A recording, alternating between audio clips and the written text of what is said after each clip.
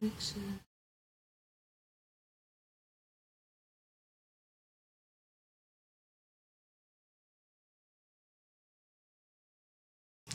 It's 8 o'clock. This Just So You Know moment is brought to you by Dr. LaShonda, Jackson Dean, and Jackson Dean Investments. Just so you know, Dr. Jackson Dean, the Pen Slayer, says, I am a speaker, a life and success strategist, and an author. I inspire, empower, and coach others to be the best versions of themselves. Welcome to Just So You Know moment with a twist. I am your host, Dr. LaShonda Jackson Dean. Thank you to everyone who's on tonight. And please like and share, like and share, like and share, like and share, like and share, like and share, like and share this video. I noticed in the last couple of weeks, I haven't been saying my disclaimer. So let me go ahead and plug the disclaimer in right quick. In the case that I make a mistake, fall off the chair, knock my computer off, whatever things should go wrong, just know that we're just going to keep on rolling with this bad boy just like it never happened. So that's my disclaimer, and I'm sticking with it. Just so you know, last week we began a 3-series part on the pain of, and we started with the pain of being led by your emotions. While we wait on everyone to get settled online, I'm just going to recap the pain of being led by your emotions. The pain of being led by your emotions. Emotions are big drivers in our emotions. Emotions are big drivers in our motion. It can often lead to our downfall. Our emotions affect our feelings and our behaviors. And they also affect our minds, our bodies, our health, and also the health of the people around us. Emotions affect our psychological state and therefore our entire body. Just so you know, Dr. Jackson Dean, the Pen Slayer, says, in most cases, our emotions dictate our emotions. And what I mean by that is your thoughts and your feelings will eventually lead to the decisions that you make. So that's our recap from last week. And the name of this week's series is The Pain of Rejection. The pain of rejection. We all know that in some cases we're all dealing with some type of pain. Let's detect it and correct it. Detect and correct. So let's go. Let's get this started. Tonight we will begin our discussion with the pain of rejection. We're just coming off a very informative mental health month last month.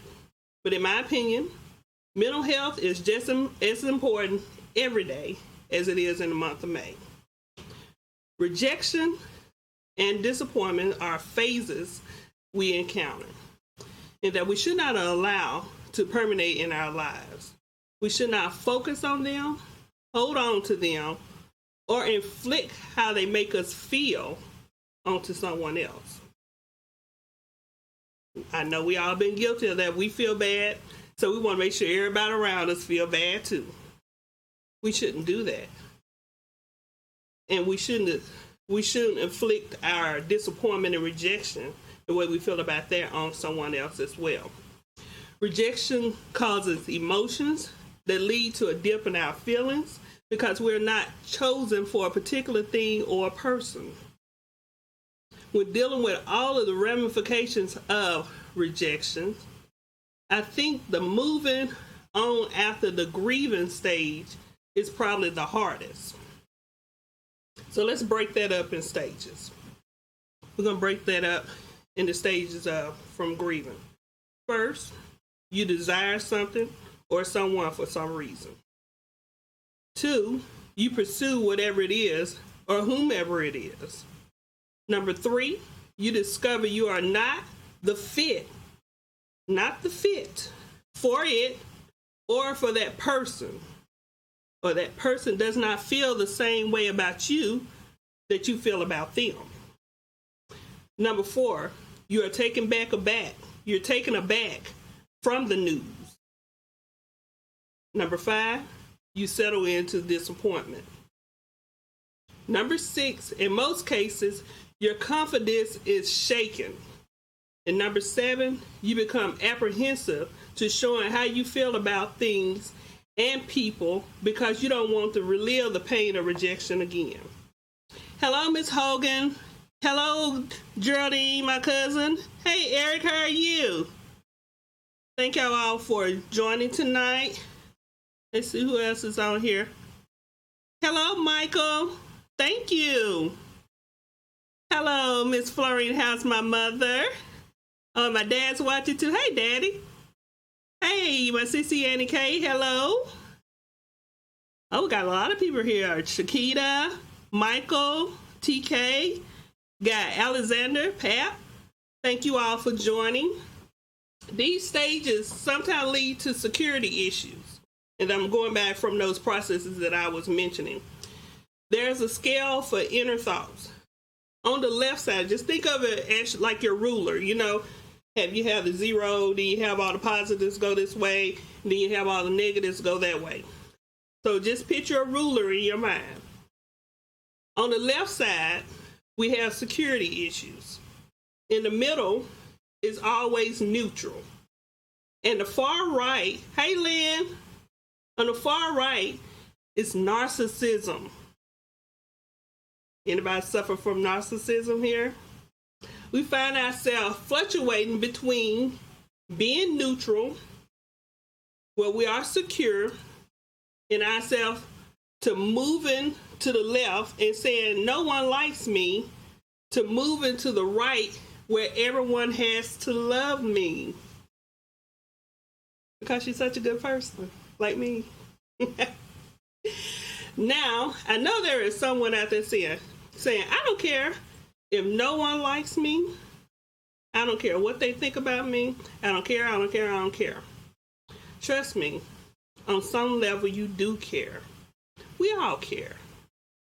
And for us to sit up and say, or even to think that no, I don't care about anybody, what anybody says about it, it's a lie. And in some cases, you do care, but then there's some cases that you really don't. Let's see. You just might not so much on that one day care as you do on another day. So it just really, like I said, it all is tied up to your emotions and your feelings, right? Yeah, are y'all feeling what I'm saying? Okay. This type of thing, it happens. It happens as individuals, it happens in groups, it happens with friends, it happens with loved ones. It just happens.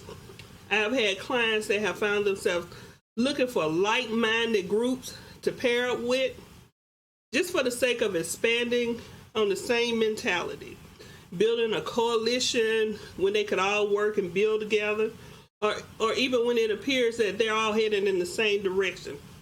I've had them talk to me about things like that. But there comes a point in all of this building or getting to know each other, they find themselves being rejected. Not because they don't have the acumen, but because the acumen of the other members of this quasi group would be exposed. Anybody know what I'm talking about here? So I say unto you, every rejection is not bad. Sometimes a rejection is just a redirection to something better. Somebody got something to say here, see? Michael says, I have a new friend that has just left an unhealthy relationship. Her ex-boyfriend has a porn addiction. She is devastated that the relationship is over. After talking it through, however, she now realizes her pain isn't from the loss of the subhuman, but it's from rejection. Oh, wow. A lot of us can relate to that, huh? Rejection can rob you of your self-esteem. I encourage you to be the person that God says you are. Absolutely. That's wonderful. Thank you, Michael, for sharing that. So as I was saying, sometimes with rejection, it's not just a case of someone saying no, but sometimes it's the case of being redirected to something better. Sometimes rejection forces you to see what you could accomplish on your own.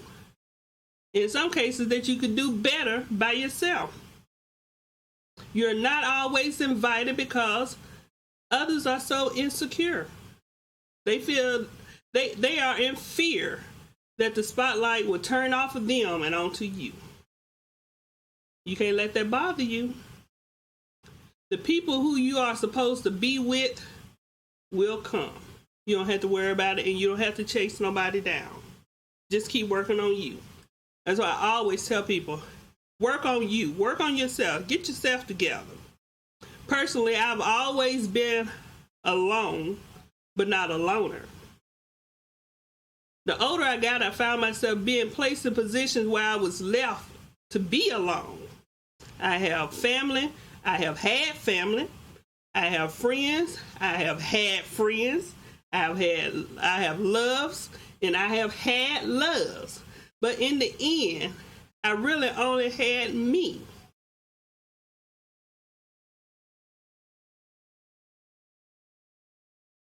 Yeah, I only had me. That's when it come down to I only had me.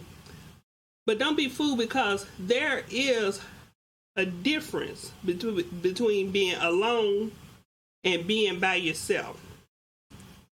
And I'm going to say that again. There's alone and being by yourself. There is a difference between being alone and being by yourself. Being by yourself is voluntary. Being alone is voluntold. Y'all understand voluntold and voluntary? Voluntary is when you do things on your own. Voluntold is when somebody else tell you that's what you gonna do. You make the decision to be by yourself. Someone else makes the decision for you to be alone.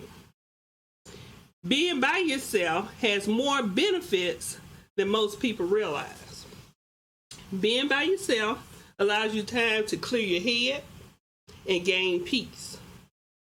Being alone clutters your mind with a bunch of how dare she and how dare he do this to me. Being alone brings war and revenge. We all have a divine right to be by ourselves in order to find ourselves. In contrast, being alone causes feelings of being lost. Being by yourself gives you time to heal, so you don't find yourself jumping in and out of relationships that you should never been involved with based on familiarity and kindred spirits. And I'm sure you've all heard of kindred spirits and meeting people y'all seem just so familiar. It's just something about them. Every relationship is not a good relationship. Living your best life by yourself is the greatest gift you can give yourself, because you learn to live life on your own terms without distractions. And those distractions can come in many forms. You can commit to self-care, self-love, and self-healing. You discover your inner strength and you build your muscles for yourself during this time. That's your time by yourself. Psalms 147:3 said, He heals the brokenhearted and binds up their wounds. Take this time by yourself to let the Lord bind up your wounds. And don't be in such a rush to get out there that you allow someone to come and open up those wounds and the wrong person pours salt in those wounds. And we already know what it feels like when you get salt or anything in an open wound. So take some time to yourself to get readjusted and to get healed. So do you want to live your life? Do you want to live a life in fear of rejection? Or do you want to live a life in search of what's next? Now I'm asking you these questions because this is something I want you to really think about. How do you want to live your life? We have someone here. Hey, Rita. Because Patricia White says, good advice. You can't change others. When you work on changing yourself, everything that everyone around you changes. That's absolutely correct. Hello, Uncle Alfred. So, I'm not asking you or saying that you should look for acceptance, because acceptance can also equate to tolerance. Acceptance can also equate to tolerance. You don't want to be involved with people or groups that simply tolerate you, because being tolerated can become a cycle. And you know what a cycle is. It goes around. It keeps coming back to the same thing. Number one, you look for acceptance. 2, people only tolerate you. 3, something better comes along for the people who are only tolerating you. And guess what? Number 4, you get dropped and rejected. Number 5, you begin to feel insecure. Number 6, you look for acceptance. Number 7, the people you find only tolerate you. Number 8, something better comes along for the people who only tolerate you. Number 9, you get dropped and rejected. Number 10, you begin to feel insecure. In the end, you're alone again. And that's a volunteer. That's not a volunteer. That's a volunteer when you do that. When you find yourself in a cycle like that, in the end, it's volunteer, because you are not by yourself alone anymore. You are just alone because you've been volunteered to be by yourself. 1 Samuel 12:22 says, for the sake of his great name, the Lord will not reject his people, because the Lord was pleased to make you his own. I want to read you something in my book, Level Up Through Mindfulness. And it's in chapter 5 under self-awareness. And so what it says is, I spent a lot of time searching and waiting on someone to come into my life to assure me everything would be fine. I finally woke up one day and realized that navigating my own excursions, and the only assurance I needed was created by God. He was the one who made me, so he knew me. I work with men and women contemplating on changing their careers. I have worked with people who have found themselves living in relationships that have been over for years, and they still there, or they're still just suckered into it. And I've also worked with divorcees. The first thing I ask them is, what do you want out of life? Not what type of career you want, not what type of mate you're looking for, but what do you want out of life? Hey, Evelyn is my hairstylist. Hey, Evelyn, thank you for joining. I asked them this way to bring the focus of the conversation or the therapy back to them. Because sometimes we tend to lose ourselves. I'm going to read another excerpt from my book. It says, we lose ourselves in guilt, in regret, in our spouses, in our children, in our aging parents, and even in our careers. We must rediscover the beauty, radiance, intellect, and warrior that we have allowed the world to bury deep within us. We must disrobe the clothing of doubt and apprehension. That's what mindfulness can do for you. It can change all of that. So, after I talk to my clients and I get them to change the focus around to them.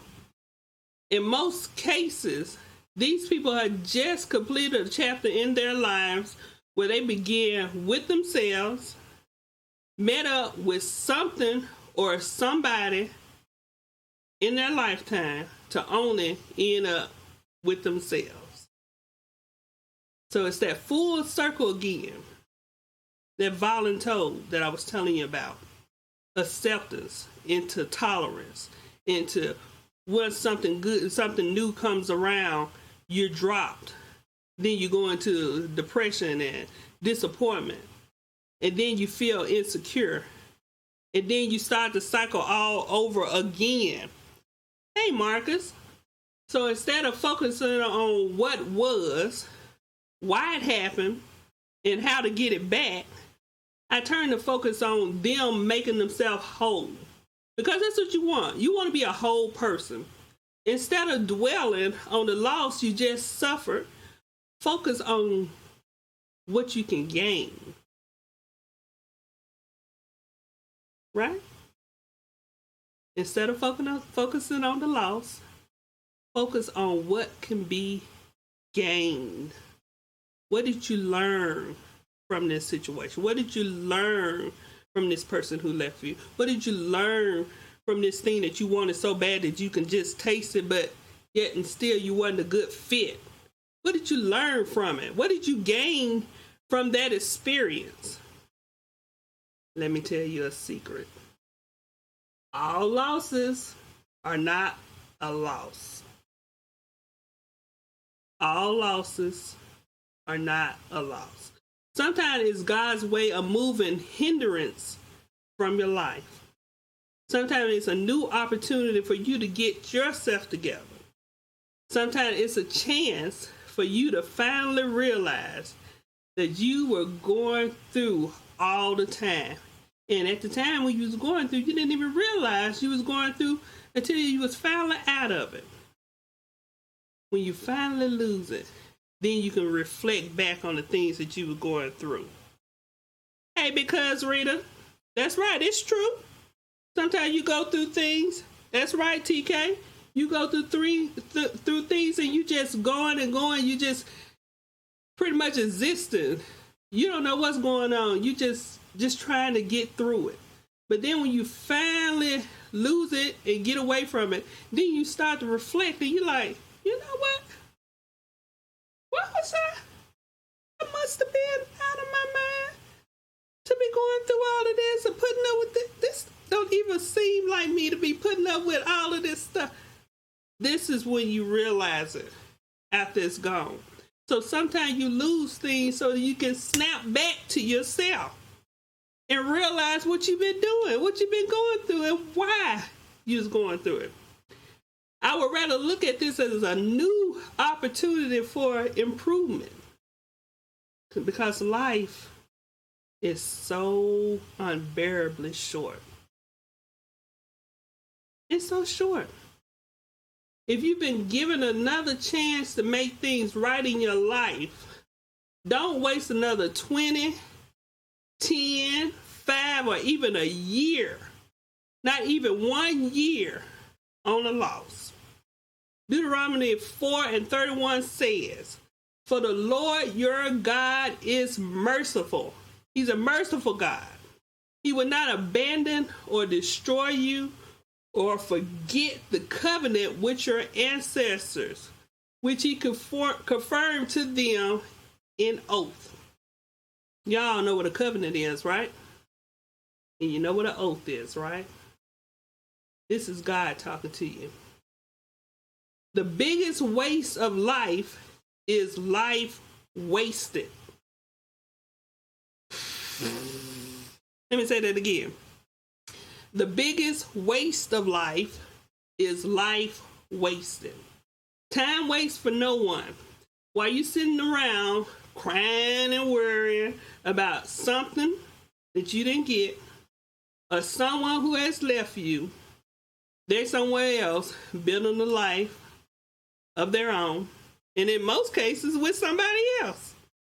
So you sitting over here crying about them, and they done moved on. right? They don't move on.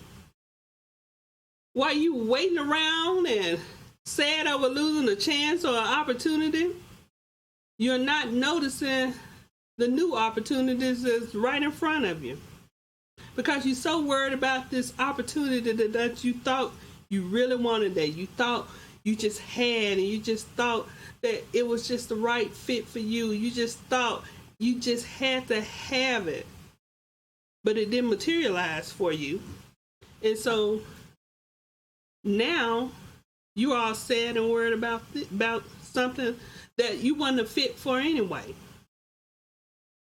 Rejection is just redirection, and sometimes it's protection. Rejection is redirection, and sometimes protection. Because sometimes we need protection from ourselves. Me too. Me too, because sometimes I could just be getting it. Going, running and bumping over stuff. And sometimes God had to say, look, come on, girl. Pull brakes on me. To stop me from hurting myself. Right? That happens. What Geraldine said, been there, so true. Learn the signs and see where it began and live. Hey, Uncle Junior, thank you for joining. Get it out of your mind that a loss is final. Sometimes we miss opportunities because we're not ready. So go get ready. Instead of being upset and crying and worried, find out what it is that you need or needed in order to accomplish what you were trying to accomplish, and get ready for it. What my sister said, we could be our own worst enemy sometimes. You are so right, Annie K. Thank you. Absolutely. Go get prepared for the things that you thought that you wanted, that you didn't get it the first time. Don't stop living your best life because you are afraid of rejection. Think about it this way. In 5 to 10 years, you can look back and see how much you have accomplished. Or in 5 to 10 years, you can look back and see how much time you wasted.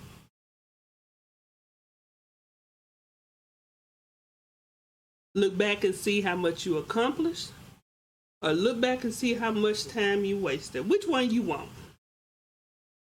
No rejection is as hard as the regret you will have if you don't pull yourself up and get past it.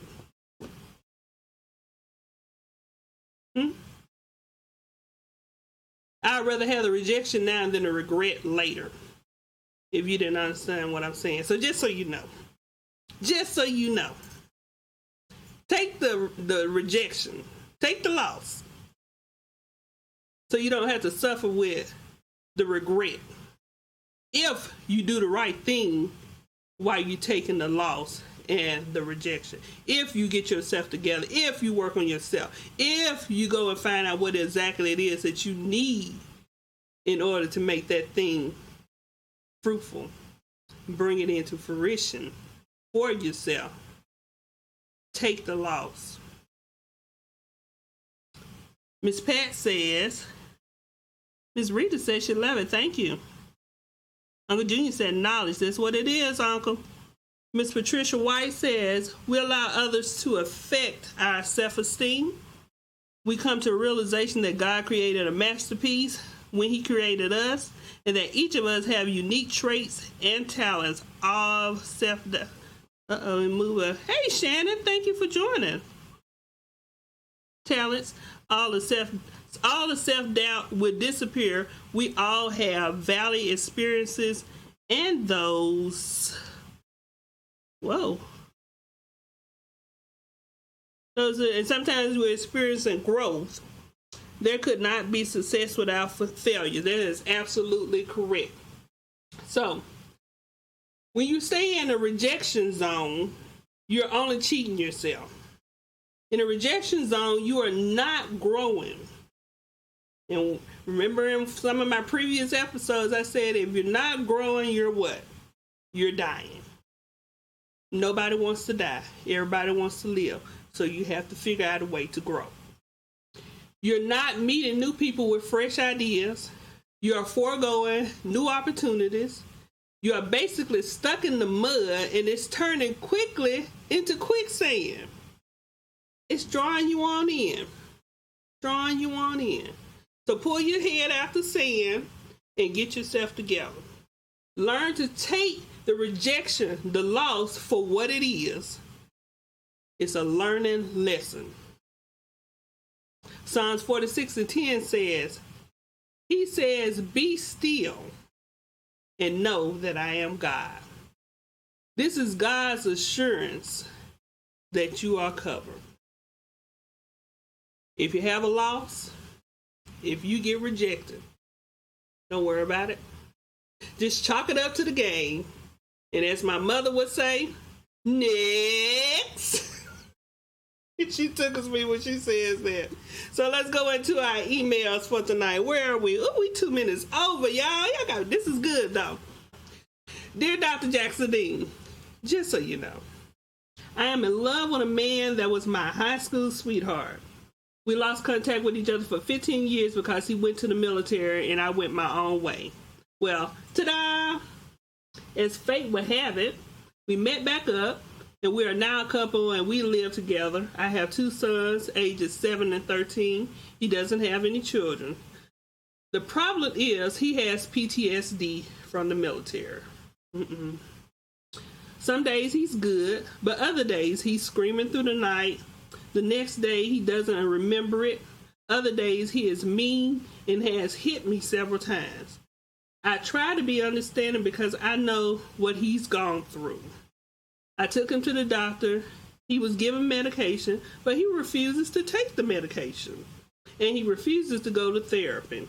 He is convinced that he is fine, but I'm growing tired of the beatings and his withdrawals. I love him dearly. I am afraid of what he may do to my kids.